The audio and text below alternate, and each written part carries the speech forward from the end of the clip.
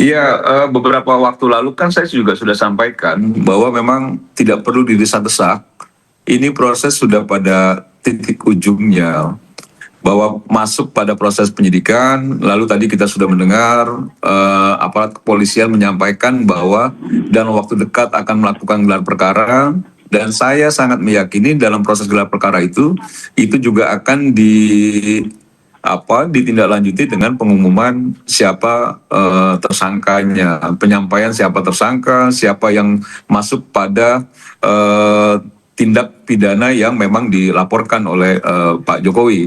Dan tentu jika pihak kepolisian sudah menetapkan tersangka, sudah barang tentu bukti-bukti, fakta-fakta itu sudah ada. Makanya saya sangat meyakini, jadi kalaupun dipaksa-paksa nggak perlu juga. Kalau misalnya teman-teman ada yang memaksa-maksa, karena memang ini sudah pada ujungnya. Makanya saya sempat sampaikan ke Roy Suryo, bersiap aja secara mental, bersiap aja secara batinnya, supaya misal menghadapi proses hukum, itu juga nanti tidak juga akhirnya. Iya memang harus kayak gitu. Jadi jangan juga nanti akhirnya pas sudah ditetapkan tersangka pakai kursi roda lagi sama penyangga leher, kan jadi pusing juga kita. Nah ini kita tanya ke Bung Roy langsung ya. Bung Roy, khawatir nggak kalau dari Rampai Nusantara yakin loh ada penetapan tersangka nanti? Anda khawatir nggak? Sama sekali tidak ya. Justru mereka ini yang stres ya. Karena apa? Sudah sejak 3 bulan yang lalu bikin janji-janji palsu, bikin hoax di berbagai podcast. Besok minggu depan, dalam waktu dekat. Kemudian mereka bikin podcast hoax semua itu podcastnya. Udah ditetapkan tersangka, udah stres gini. Tuh teman-teman yang mengaku ceboker Nusantara itu, teman-temannya Mas Semar ini, itu udah bikin hoax, terusnya ditangkepin semua itu. Bikin hoaxin aja, terus dengan gambar-gambar saya, Bang Resmond, Dr. Tifa, udah dikasih orange, sudah dikasih besi. Bohong semua itu. Kalau memang mau tetapkan, dari dulu silakan tetapkan Polda. Ayo, gitu loh. Polda ini kan pasti ada sesuatu yang mereka sangat tidak yakin. Ya karena memang tidak yakin, ijazahnya nggak ada. Ijazahnya kan bohong saja itu. Berarti Bung Roy Suryo ngerasa sebenarnya penyidikannya ini berlangsungnya lama? Ya makanya lama tuh kan pasti ada sesuatu. Polda atau polisi tuh dia yakin ijazah itu pernah ada. Ya, karena begitu dilihat, diteliti betul, palsu ijazahnya. Terus kemarin katanya ijazah Polda. Terus katanya juga ketika di Solo diperlihatkan kepada relawan yang tidak ada standingnya juga. Ini ijazah yang benar di mana? Disita atau di tangan Jokowi atau nggak pernah ada? Jadi ijazahnya nggak pernah ada. Kalau ijazahnya nggak pernah ada dan Jokowi terbukti bohong, ya sudah, Polda nggak mungkin berani maju. Nggak akan P21, pasti akan P19, bolak-balik. Kayak skripsinya Jokowi saja dengan Pak Kasmujo itu. Bolak-balik.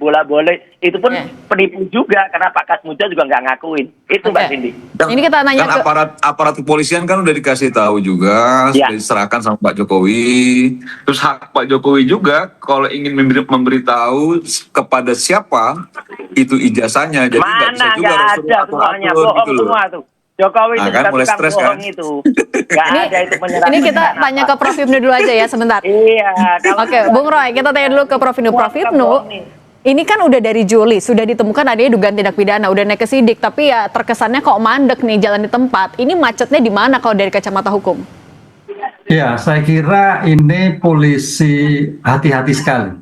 Saya melihatnya seperti itu, hati-hati karena ini menyangkut suatu perkara yang menyangkut publik nasional, yang menyangkut mantan pejabat negara. Nah itulah, kehati-hatinya di sini adalah melihat sejauh mana bukti-bukti yang disampaikan. Memang betul, jadi kalau toh disampaikan tersangka misalkan penyidikan itu kan tindakan, serangkaian tindakan penyidik untuk menentukan tersangka dari bukti yang ada. Ini suatu yang cukup berat bagi polisi. Apakah bukti yang disampaikan itu cukup melakukan? Nah gitu. Tapi namanya hukum, Mbak. Hukum itu konsepnya ada lex dura setamen scripta. Hukum itu kejam. Nah, oleh karena itu dalam hal ini saya kira ketimbang umbang-ambing terus segera tadi Mas Roy segera naik. Karena dari naik ini nanti akan juga diperdebatkan tentang keaslian mau tidak mau.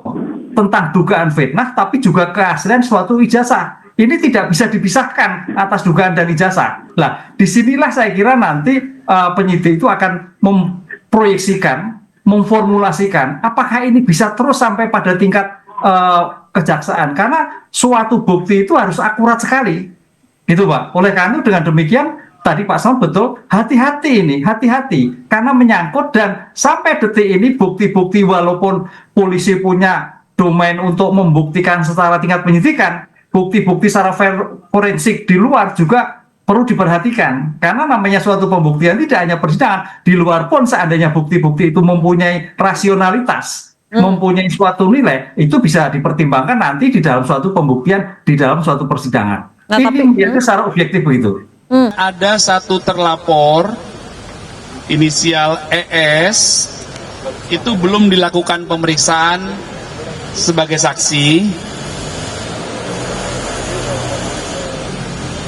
karena sudah dikirimkan panggilan 2 kali, telah diterima oleh keluarga dan pengacara terlapor, namun tidak hadir dengan alasan sedang sakit keras.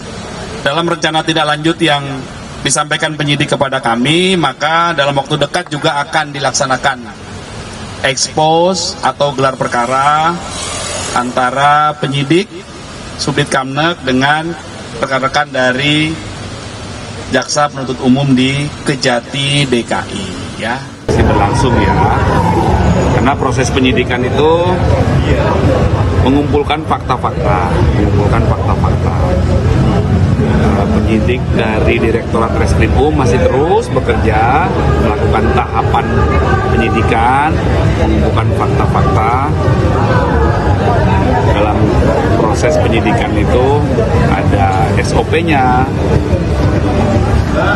SOP-nya itu dilakukan secara prosedural dan profesional. Jadi dipertunjukkan bahwa ijazah Pak Jokowi itu ada dan Pak Jokowi juga udah menunjukkan ke rektor, ke dekan.